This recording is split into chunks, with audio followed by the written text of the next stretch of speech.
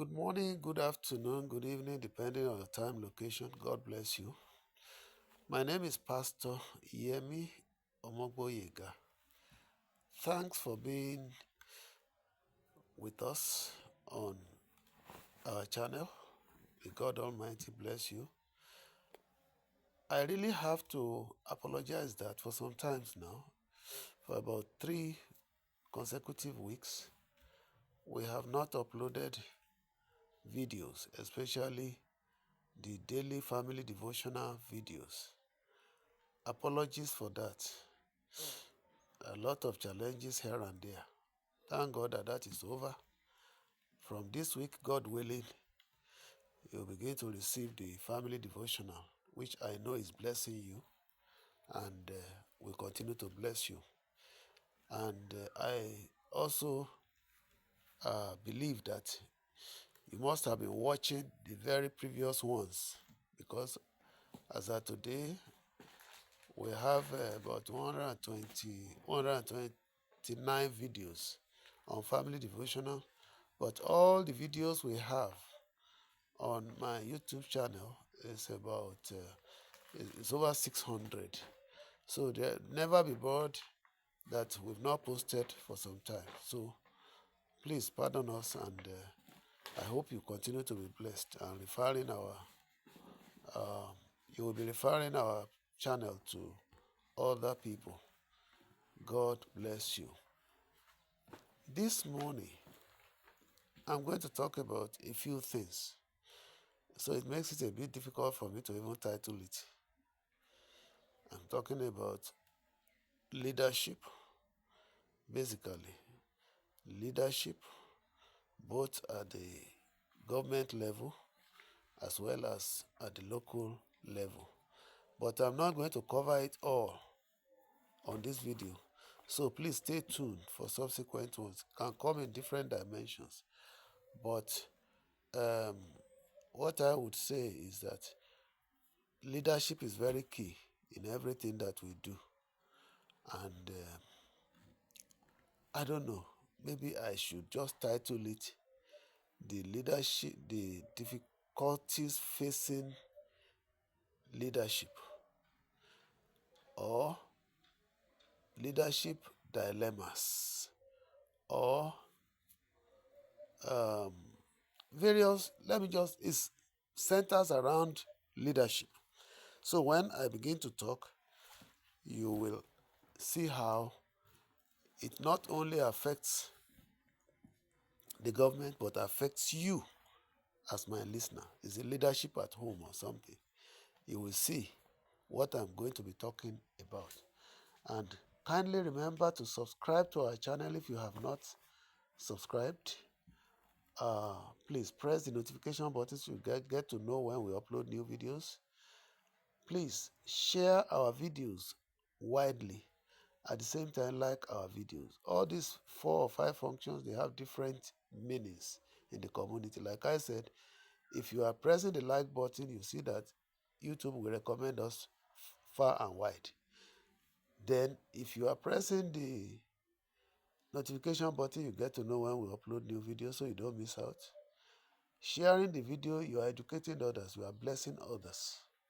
So both ways, it's a blessing to you, it's a blessing to us. For instance, if we are able to hit up to 1,000 subscribers, we'll be able to do live videos on YouTube. So we'll be able to reach out wider, just like other foremost YouTubers or social media bloggers are doing. We are not desperate. We mind more that we give you something of substance. If I had introduced gossip into this channel, by now we'll be talking of the millions of followers. But it is not because I'm looking for money. It is not because I want to make myself famous or popular that I'm doing it. No. It is to send critical and very good information to our people, to everybody worldwide. So help me to propagate that by subscribing. Don't just watch. Watch, like, subscribe, and you know, press the notification button. Again, please, I want to appreciate every one of you who have subscribed. I know one person subscribed within this last 2 or 3 weeks. Thank you very much. Those of you who are always returning, God bless you. Having said that, let me also acknowledge my wife who is with me here. We've been doing this work together, both in the family devotional, the ministry itself, as well as when we have issues of this nature to discuss. She has been very wonderful, and I really appreciate her. She's right with me, but she doesn't like um, being videotaped or even being recorded, but that's all right. I have to respect her wishes. So, this morning, I woke up to the greatest good news that a nation could wake up to hear. And that is the news which I heard over the radio, Crest FM, 10 a.m. news. And that news says President Bola Ahmed Tinubu has given ultimatum to the militants or the insurgents or the Boko Haram terrorists, yes, I think that's the most appropriate word, has given them notice, all of them, either to surrender or to be wiped out. That is the greatest good news that can come to a nation. Because this very menace in this society goes to the root of everything that we are, or we were, we are, and will be in the future. This Boko Haram thing started about 2008. And this is 2024. That's for about 16 years now. Nigeria has been sleepless. Nigeria has been in trouble, in dilemma. And it started small. And it was gradually developing until what it is today. And the climax of it was in the last 2 years, 2023, 2024 that we are in. The climax of it came. And the climax of it was when they had to seize all the lands in Nigeria from the north to the south, making sure that there is no fruit production in this nation. And having done that, they've captured the whole nation. They set the whole nation ablaze. How many people have been killed in their farms?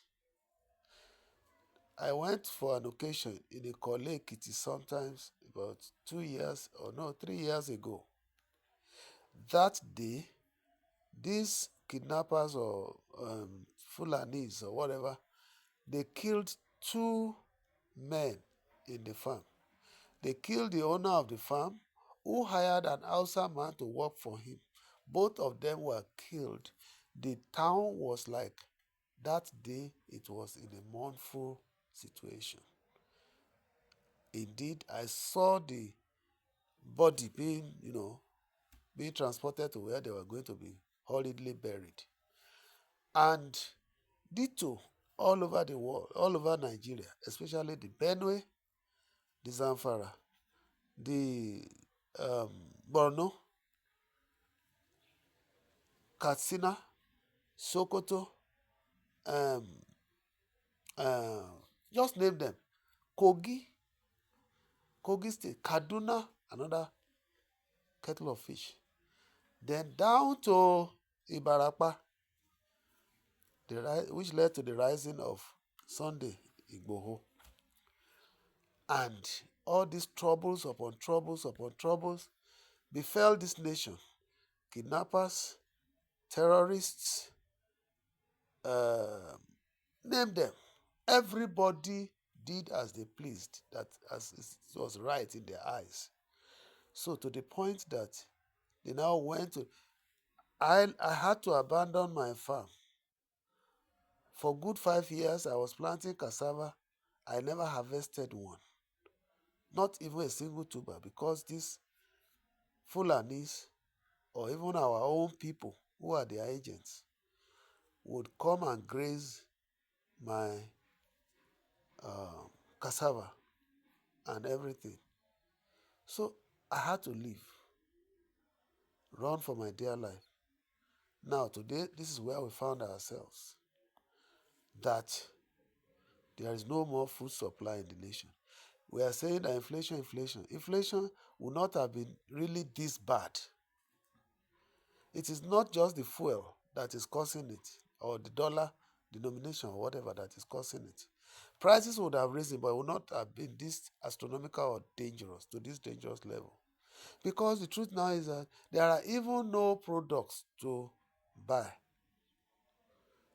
no supply to the market anymore. Tomatoes gone, yams gone, everything gone, beans gone, because people were being killed and wasted away in their farms. So they thought it fit to say, okay, there's nothing we can do again. So that is why, if may God help President Bola Ahmed Tinubu to sustain, because thank God, at least for about 6 months now, there is relative peace in the country. The battle has been fierce, and I'm happy that this man has taken the bull by the horn. I pray that if only, even if he succeeds in this one alone, because it goes to the root, peace will return to every other sector. So I'm happy. It's one of the greatest, because what is the meaning of it if we say we're a nation and there's no food supply? Local food supply. I'm not talking of imported food supply. So thank God that this is happening. May God Almighty continue to help the government. Now, let's look at, on the same Crest FM, there is one gentleman, Imam, who was ministering over the radio. It's 10 a.m. news. After the 10 a.m. news, the news was about 8 minutes. So from like 10 a.m. Crest FM. Please go to your um, uh, Play Store, download Radio Garden, or get Crest FM. I'm not just advertising, because this news is very vital. You will get the information that I'm talking about. Listen to that Chief Imam's message to us. It sent me thinking. Now, and it's about who are the people to blame for the nation's woes. Who are to blame for this nation's woes? All of us have been talking. Many of us, we did the End Bad Governance protest, and then we as focusing at the government. What are they doing is to blame the government that you're not doing what you should do. Then this gentleman, this imam, I believe he's an imam, he analyzed it and he said, take it or leave it. All of us are to blame for the woes of this nation. He tries to apportion percentage to the level of contributions to the woes of this nation that we are doing, the sectors. He said the religious leaders, Christian and Muslim, 15%. Excuse me, if I get it right. Please listen to that analysis. Said I think it's Christians 15%, Muslims 15%, then which other people? There's another sector. He says that also sector. I hope I will remember before I round up. So that sector had 15%. Then that altogether 45% of the problems were taken by those three sectors. That is the Christian, the Muslims, the I wish I remember now. Not even the parents or something. Can't remember whether it's maybe the parents. Let's just add that to it, but you can listen to it to correct. So maybe the parents, because we are going to talk about that too. He said they are the one that are responsible for the troubles of this nation. Then whose portion is the remaining 55%? He said the remaining 55%, the government had 30%. So remaining how many? 25. And they apportioned the remaining 25 to maybe I can't remember now. I wish I wrote it down. Because so he apportioned that percentage to that sector. Maybe the parents, like we are saying, but I can't remember now. So from this analysis, that's what is important to me. We cannot blame solely the government for all that is happening. We cannot blame solely the problems to the churches or their leadership, to the mosques and their leadership, to the other sector that we didn't remember, the atheists or whatever, that are. So all of us are collectively responsible for the downfall of this nation. The government, they know what they are doing, what they are supposed to do, but we know what they are doing. You see, from the very beginning of this nation to the present day, we have leadership. That's why I said, look at Dr. Apoki mentioned something in one of his short videos this morning. Whether it's today or tomorrow, he said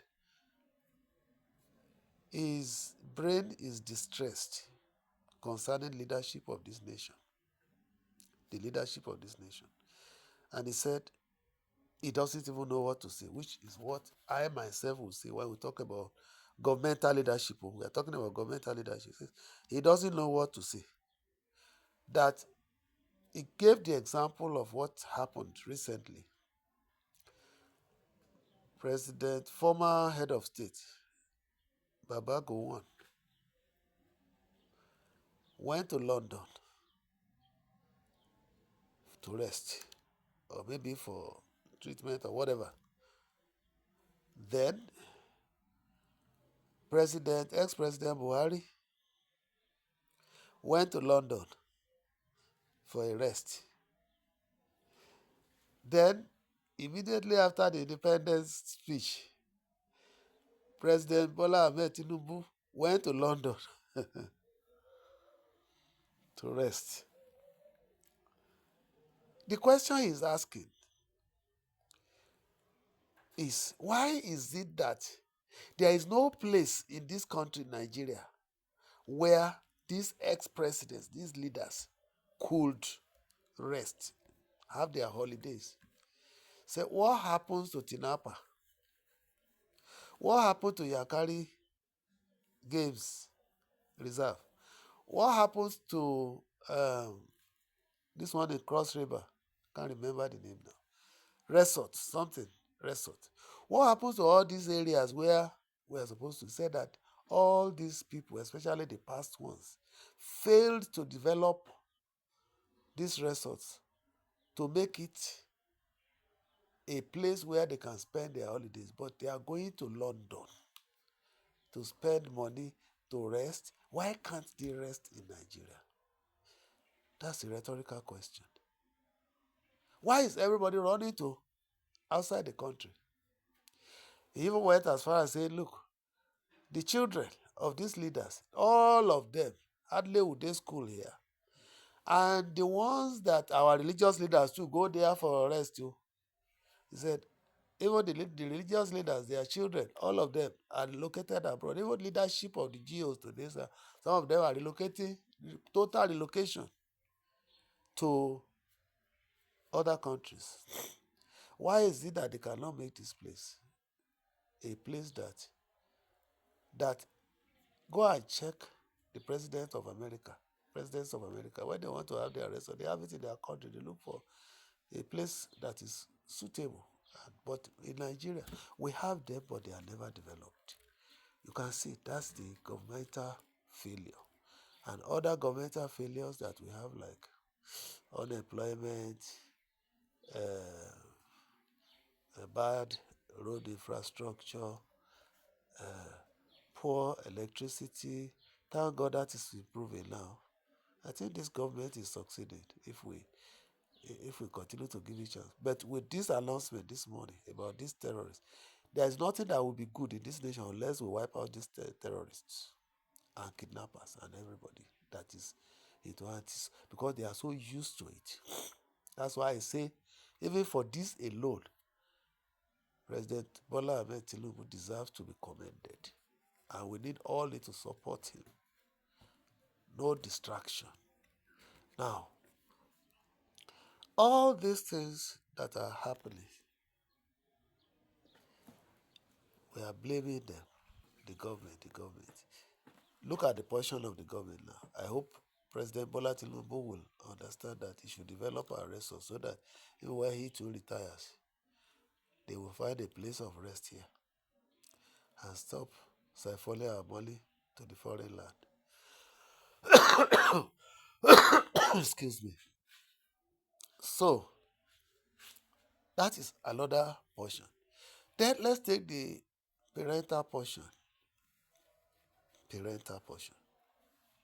Even terrible as things are, there is a youth residing in my place, in my house. He just came across one, and I woke up in the morning and he said, "Daddy, there's no future for this nation again." Then the discussion started, and he said, we talked up to the point of marriage. I say, marriage? I say, what I feel for you people now is that, how are you going to marry where there is no job, where there is no... He said, "Daddy, I'm not contemplating marriage." I said, well, I myself have not been able to feed myself.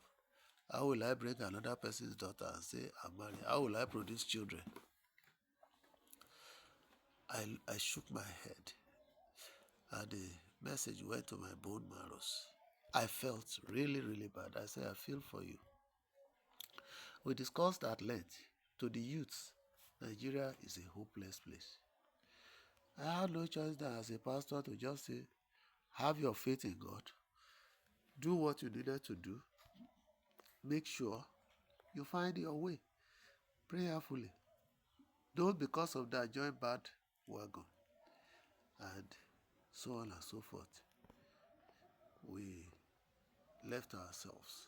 Then look at it from the home front still. As we speak today, the larger majority of the populace, the poor, the high percentage of the poor does not even understand the implication of the terrible inflation we are talking about. One, they are not doing family planning.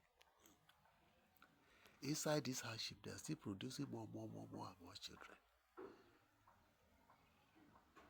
Look at the thinking of the youth. Look at the actions of the elderly. Complicating the issues of this nation the more. Then we will blame government that the government is not providing facilities, amenities, and all that. Hey, brethren, where will they provide it for? How will they plan? Where will have planless population? So we are all culprits. We are all culprits. Only God can help us. everybody has to repent. Look at our Jews. One of the examples that Dr. Apoki gave was, look, our Jews, their children are over there and so on like that. The ones that are here, some of those children they left here, is because they want those children to take over their empire. They are grooming them up to take over their empire so that it doesn't crumble here when they die or when they exit their seats. Is that not true?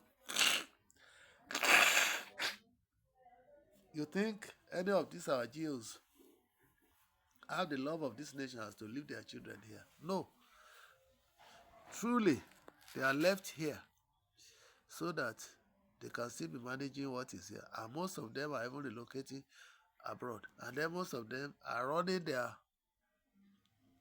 Nigerian churches now as a satellite church.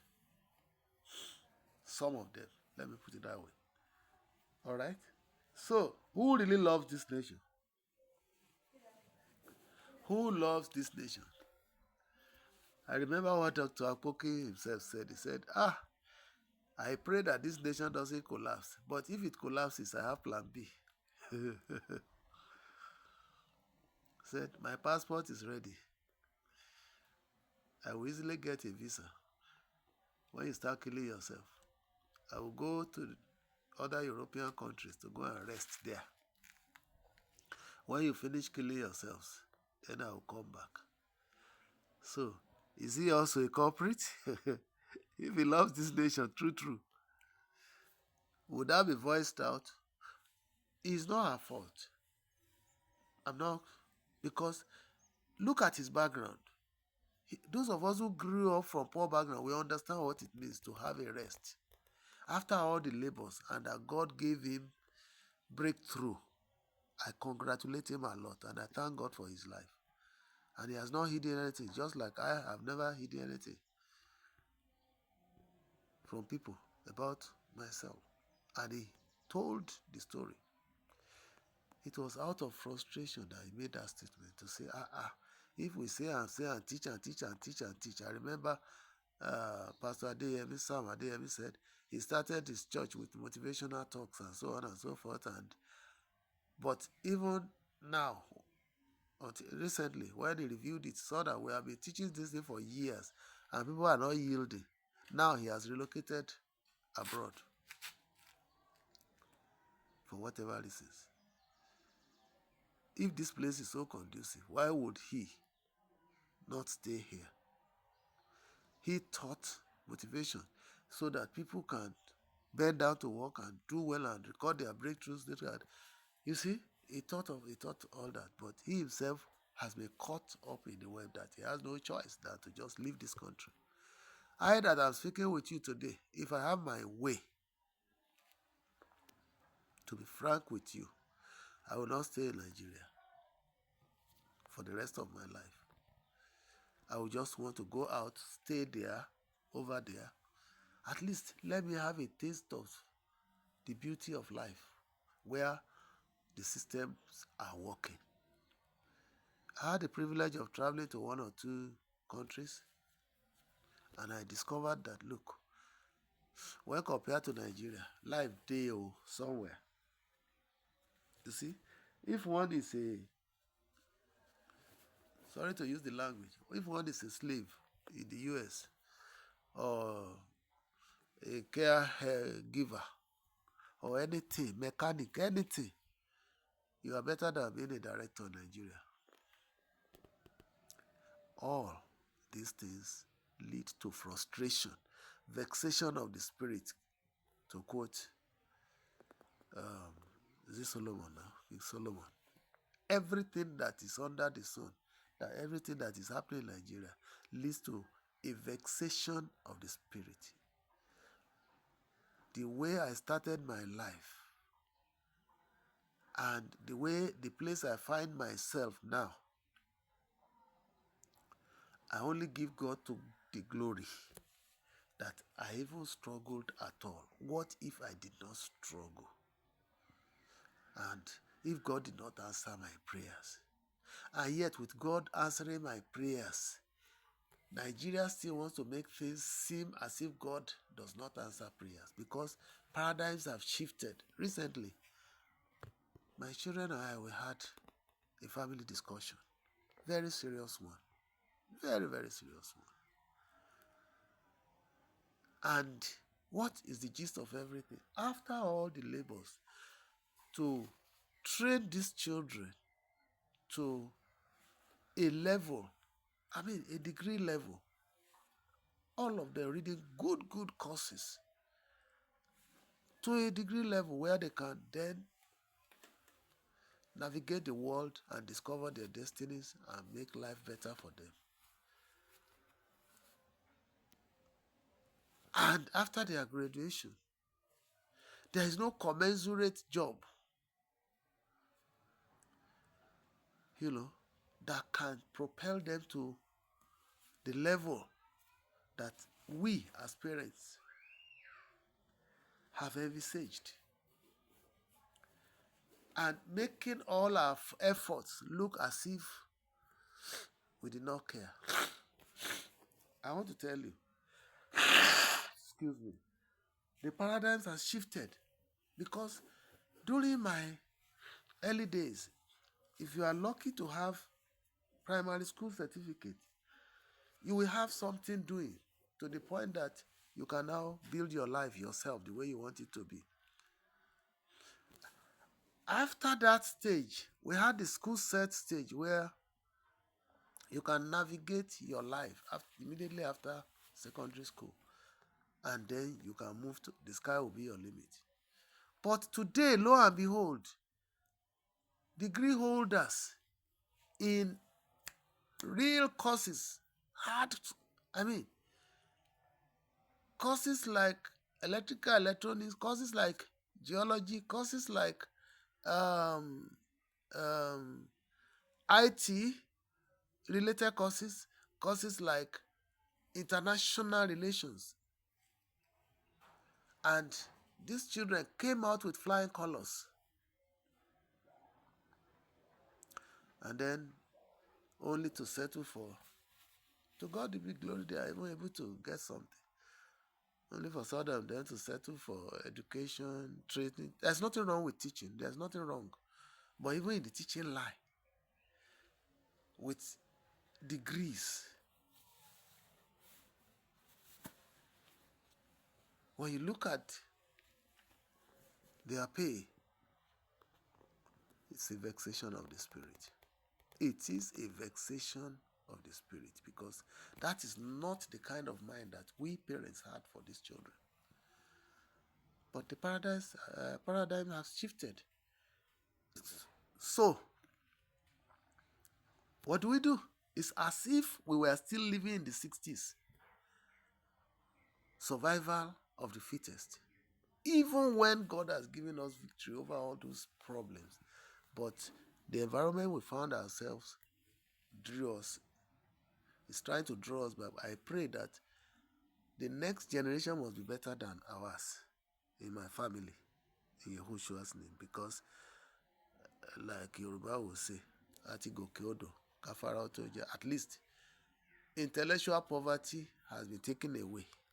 And God will pave way for financial breakthrough for all these children. It gives me a heavy heart anytime I look at talents being wasted. And parents lamenting over all the efforts they even made, the sacrifices they made, rendering everything to nullity. Now, Governor Seyi Makinde set up a committee to review the workings in the ministry of your state.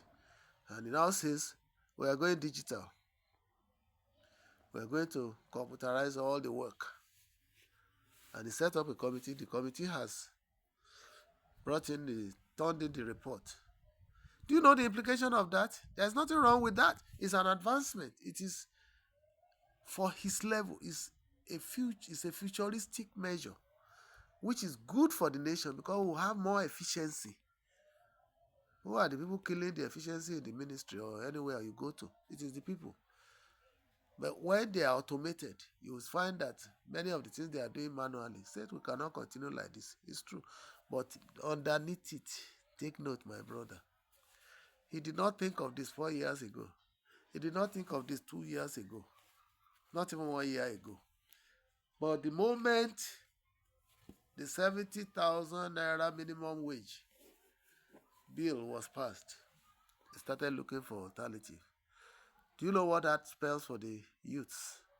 One, when they implement the technological advancement they want to do now, one, all those who are retiring will not be replaced. There will hardly be intake of new people. If there will be at all, it will be very few, because there will be far fewer jobs. And with the work at home process that is being implemented partially here and there, you will find that a time will come that ministries or any other organization will physically be empty of people. Technology will be doing the work at home. With the new AI that is coming now, where you can even have a robot that will wash your dishes, cook for you, serve you, do all that. Where you will have a vehicle that will be no physical driver that can convey you from place to place. Where your light is taken over by solar or any other alternative power sources. Thank God that the government is begging people now to use. Thank God. I have to commend this government for doing a good job concerning NEPA or power supply. But unfortunately, they are handicapped too. They have to charge excessively. I visited one of the low-cost houses in Lagos. That estate is called low-cost housing estate. And now, they have been given notice that by the power supply people that they are taking them to band A. I don't know what band they are. Even by virtue of the title of that estate, low-cost housing. Where will people find the money to power their house when the tariffs will be in the skies? Which means we are returning to the ancient days. We are returning to the days of lantern Ogusho candle, when houses were being burnt by candles and all that. That is another calamity. You will see that instead of life making progress, it's moving forward in one way to favor those who can adapt, especially the rich. But those who are supposed to be advancing, arising, getting out of poverty, seeing the light of the day, they will be reneged to the background. So sad. So sad. That is where we are. That is where we are as a nation. In addition to the inflations in the town, everywhere, and the issue of insecurity, thank God, I say, may God help this government to be able to overcome these people once and for all. Even the few times now that there is relative peace in the country, we see the effect in the market. The last time I went to Lagos, that was 2-3 months ago. One tuber of yam was selling for 10,000 naira. I was in Lagos this week. Today is 4th of October. I was in Lagos between 20th and 1st of October. I priced yams. The yam has come down to 6,500. The same size of yam. Tomatoes are coming down because people can now farm. That's why we must commend this government. Then those of us who are parents, we should help the government by stop to breed children that the government cannot plan for. Then the government people that are engaged in stealing and all that, the Kogi ex-governor's case is there. There is another governor now that they said is enmeshed in 27 billion naira fraud, and all over the places, corruption. In spite of all this noise, in spite of all the EFCC and EFCC itself under scrutiny, I just say that I pray that these things will see the light of the day. We should stop all this nonsense. It hurts my heart when we give an impression that you can never make it unless you steal. When somebody can say, he be in government and say he's paying 10 years school fees for children, when the children of the masses under his leadership were suffering.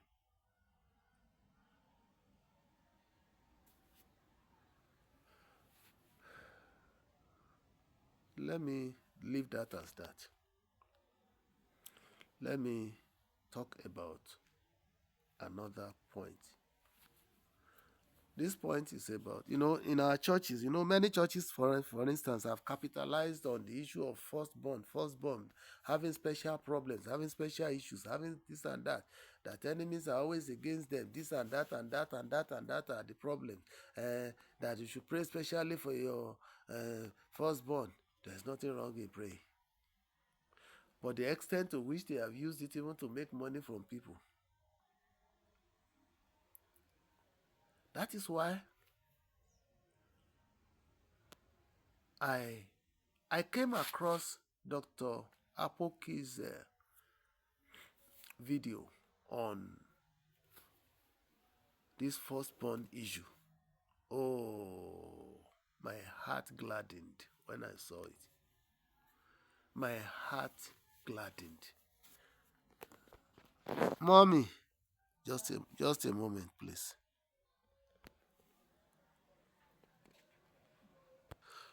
So, the title of the video is Why Some Firstborns Have Apologies. I really have a cold, so you could see me. It's not comfortable, but I just have to speak. Now, why some firstborns have specific problems or challenges. Firstborns. Why some firstborns have specific challenges. And this one is, of course, about the leadership role of parents over their firstborns. You see, like I did say, so many things, in fact, so many doctrines over this firstborn issue. But here, I'm so gladdened when I heard what Dr. Apoke has to say. I'm a parent. I knew, I could understand what he's saying very well. Then, firstborns, you that are firstborn, listening to this message, you will understand why you have the issues you have. Parents will understand why. Indeed, I should make this a separate video. Then send the link there. But let me just talk about it, and then I will post the video itself. I will share it to everywhere that I share this message to, so that parents and firstborns in particular will understand what is happening and how parents could help their firstborns, and how firstborns could help themselves, and how the mysteries that are roped around firstborns that people are capitalizing upon to make money in our churches and maybe in our mosques should be demystified. And then parents begin to do what should be done, and the firstborn themselves begin to do what they needed to do. The job is in the hands of both the parents and the firstborns, because the truth about it is that these firstborns are the first in the family. They have no role model. They have nobody to mingle with. They are dealing with adults. Not until their juniors come, they have nobody to relate with. And by the time the juniors come, from that very onset, they will start playing the role of a leader. The junior is now using them as role model. And if all is not well with them, even they can corrupt the juniors.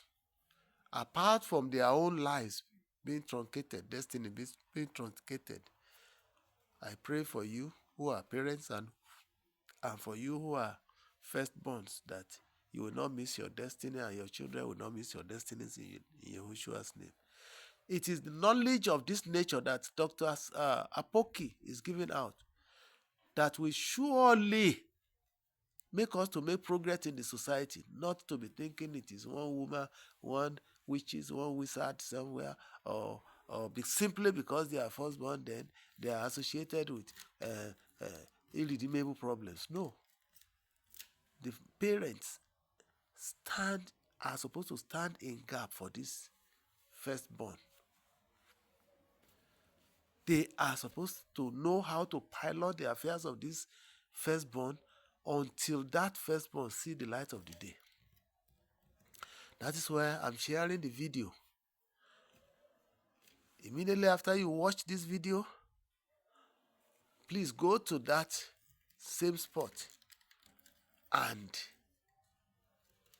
listen to the video. If you are firstborn, listen to the video if you ever are parents and you've had your firstborn or you are waiting for your firstborn to come. If you don't want your firstborn's life to be compromised, and you firstborn, if you don't want your life to be compromised, please follow what Dr. Apoki is saying here. After reviewing it, I give glory to God for my family, because in the first place, the first thing you need to do is pilot. Why? The first thing you need to do is to pilot the affairs of your first son's or first daughter's life in such a way that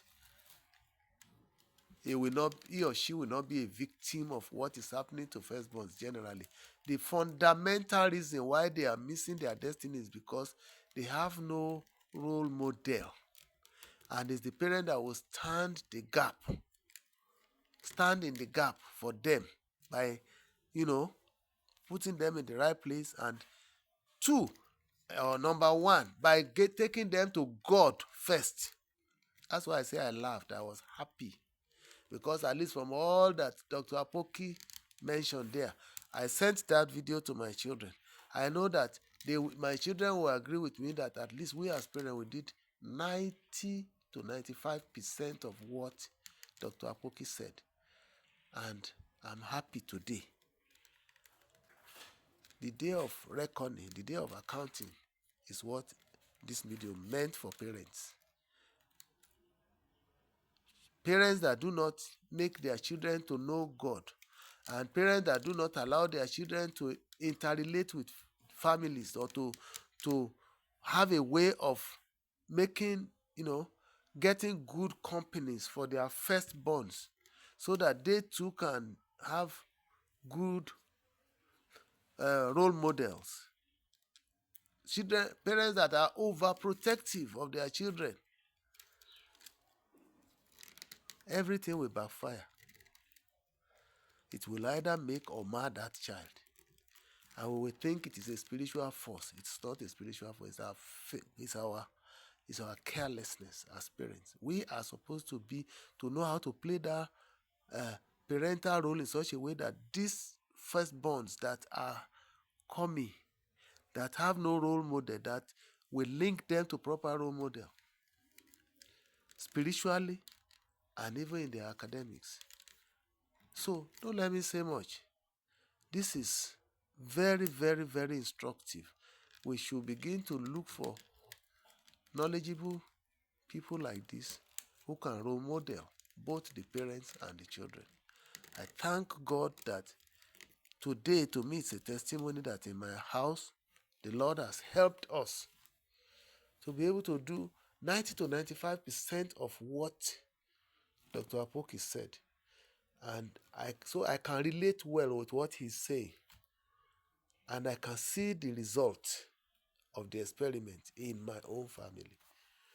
Please sit down with your children and let all your firstborns have a copy of this message. Share it to your friends. Share it to even your enemies. So that we should stop believing the nonsense that are being preached in the church and all that, and then the money making processes that people are making out of firstborns. In fact, that is the ministry of some people because it brings money. So the Lord will help us. The journey of life is very, very complex. As you are tackling governmental, or you're talking parental, or you're talking leadership one, you are talking everything, so you don't even know which one. So it's only those who are articulate that can put things together and make something out of life, spiritually and in the physical form. Let me talk like Dr. Apokina. I am your friend, Pastor Yemi Omogboyega. I hope this message has blessed you. Please do not hesitate to subscribe, to share, to like our video, to press the notification button so that you get to know when we upload something like this, and then to comment as you deem fit. God bless you. Amen. Till we meet again, have a wonderful time.